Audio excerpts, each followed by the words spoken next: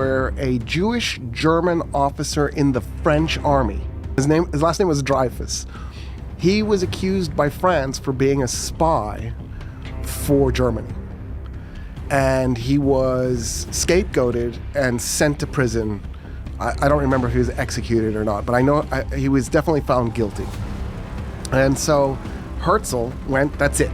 There's no place in Europe for Jews because Jews will never be equals in European society. Now, what's interesting to me is he could have just as easily said there's no place for Germans in the French army, because it could also be that the French, don't get me wrong, I totally believe the French are anti-Semitic. I'm just saying that it's entirely possible also they were just anti-German. Yeah, that's right.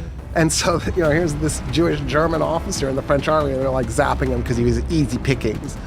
Herzl then creates the idea of Zionism, and what he wants is a Jewish state outside of Europe. He didn't want it to be in Palestine. He specifically was looking elsewhere. One of the places he was looking at was Uganda, which isn't fair for the Ugandans. So I'm not saying that would have been a better solution. I'm just saying that his initial response wasn't. Yeah, I think, and also at one point they were looking at New Mexico and Arizona. There was lots of different options. So somewhere outside of Europe, and he specifically didn't want Palestine.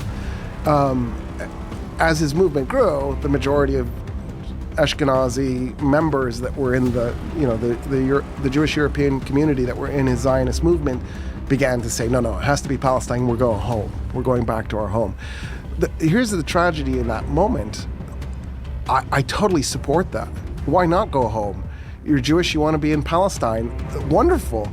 The problem isn't Jews being in Palestine. The problem was it was going to be at the expense of the already existing population, that the Christian and Muslim populations living in Palestine had to be expelled in some way. Because really early on, the Zionists set their goal on 80% Jewish.